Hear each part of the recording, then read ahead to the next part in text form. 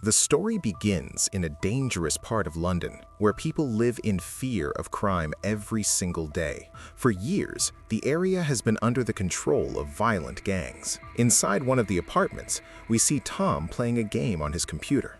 Strange and unsettling noises are coming from outside, so he puts on his headphones to block everything out.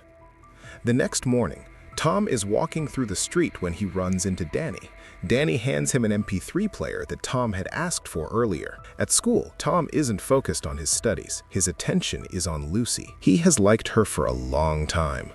After class, Lucy comes up to him and asks if he can help her with science, saying she's struggling with chemistry. Seeing her suddenly in front of him, Tom is caught off guard.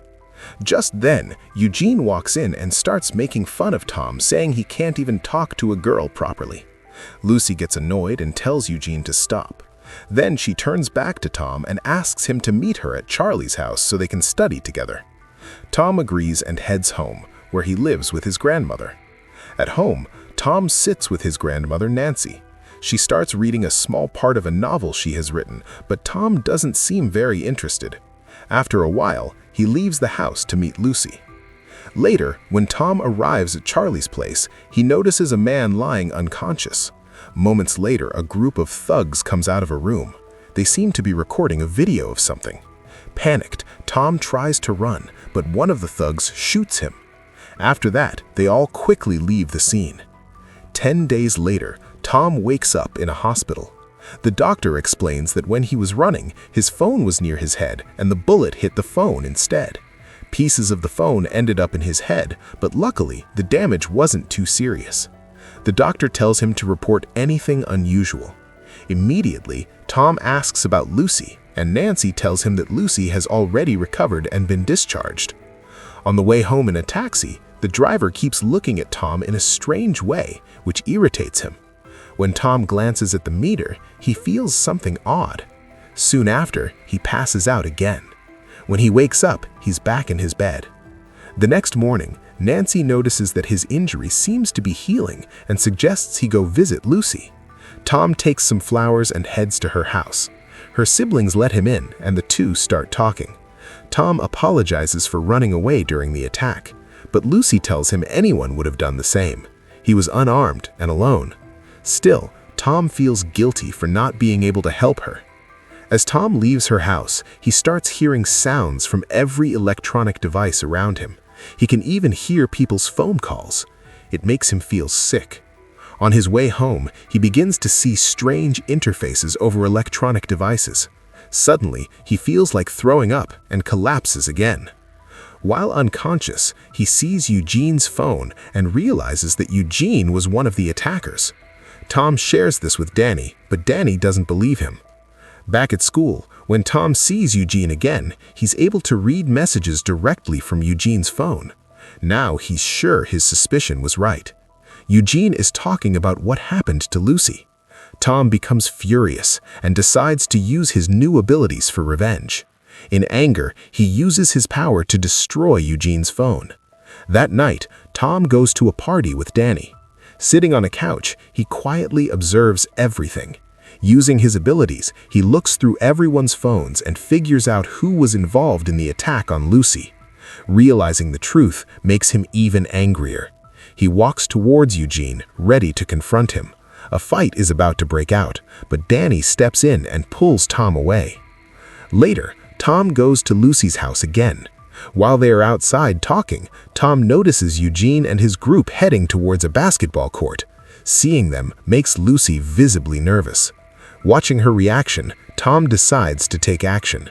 Using his mental abilities, he sends a message to Eugene from an unknown number, warning him that he's coming.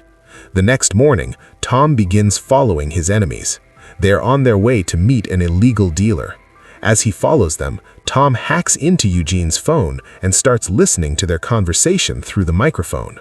Even after leaving, Tom didn't let them off the hook. He kept messing with the electronics in the gang's room on purpose, sometimes turning the lights up, other times blasting music, just to shake them a little. He also texted Lucy from the same unknown number, saying he would protect her from the people who hurt her. Lucy replied asking who he was and why he was helping, but Tom didn't answer. The next morning, all the students were called into the auditorium for an announcement, but Tom hacked into the presentation system and played a private video of one of the gang members named Cash. Everyone started laughing, while Cash, embarrassed, walked out. Later, Tom told Lucy what had happened. She wanted to know who was behind all of this. Tom walked over to the radio to play music, and at that moment, Lucy sent a message to the unknown number asking if he was the one doing all this. Since Tom could reply using his mind, he adjusted the radio while responding to her texts. Tom asked why she had been attacked.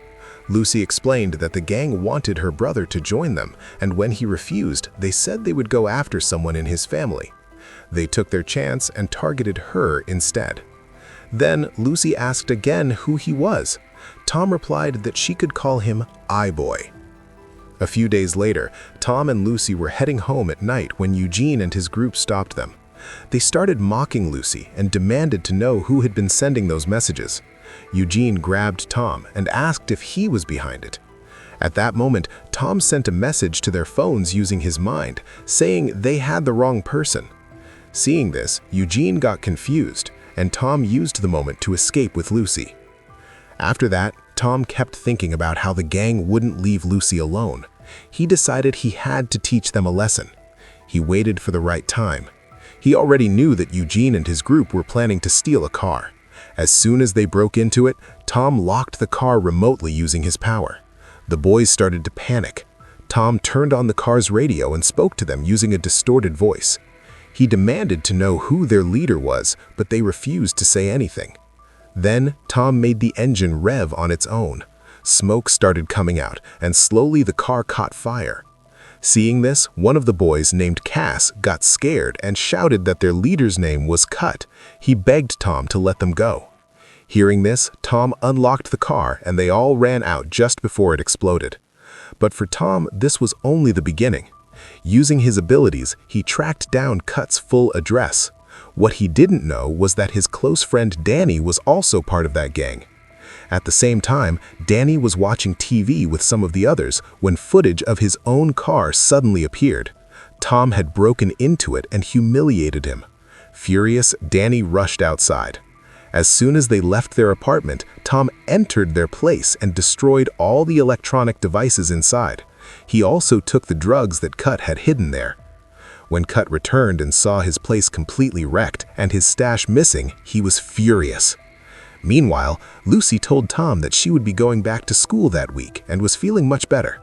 The two of them also talked about iBoy, who was becoming known for targeting gangs.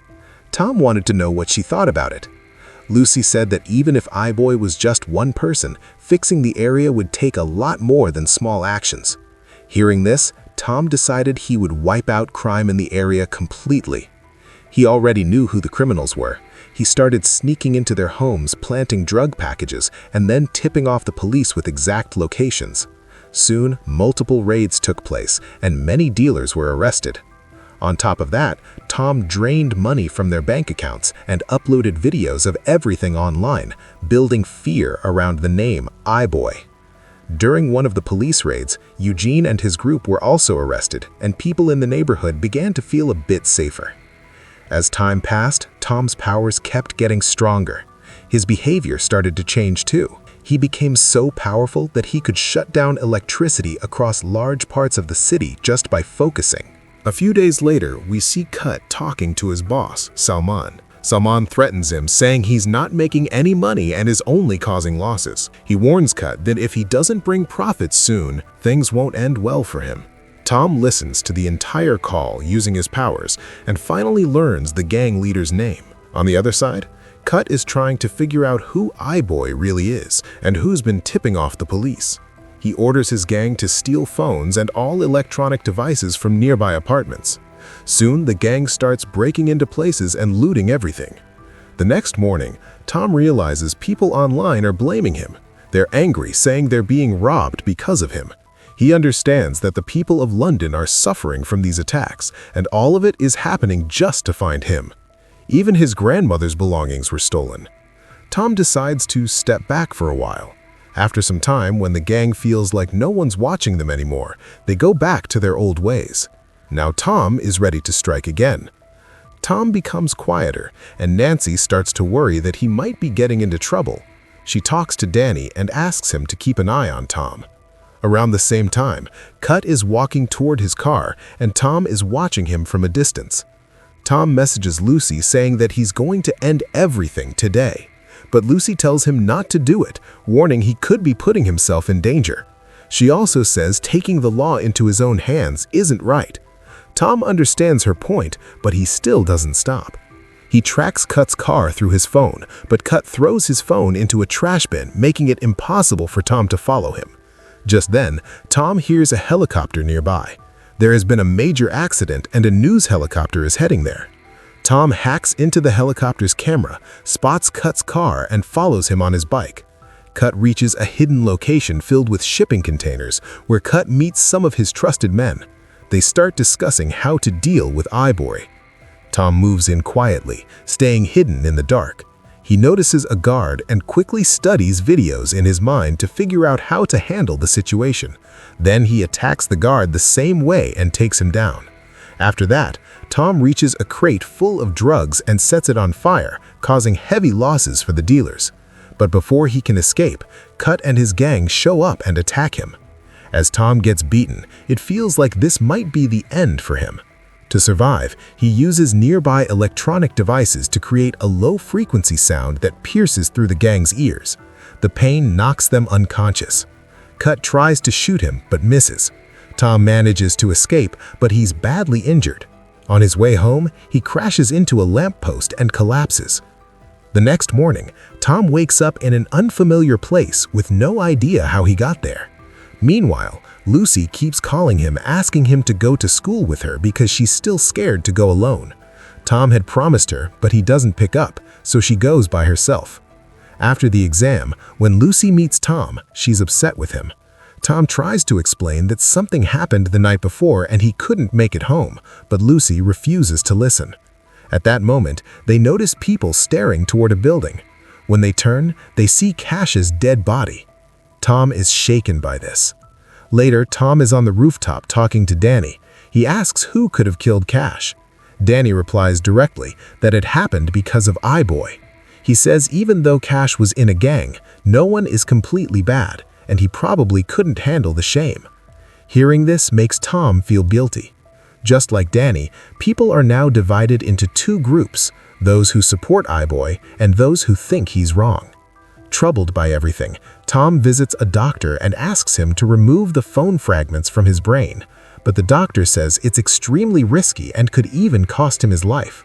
There's no easy way to do it. Hearing this, Tom leaves feeling low. That night, he hears a knock on his door. When he opens it, one of Cut's men grabs him.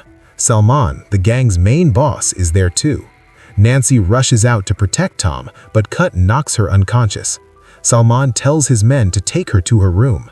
Then he turns to Tom and says he knows he's iBoy. He gives Tom one option to survive. Join him and he'll change his life. Tom refuses. Salman doesn't take rejection well, and one of his men knocks Tom to the ground. Then Salman tells Tom, "Fine, do one thing, track Lucy." Tom uses his powers to locate her and realizes that Eugene and his gang have kidnapped her.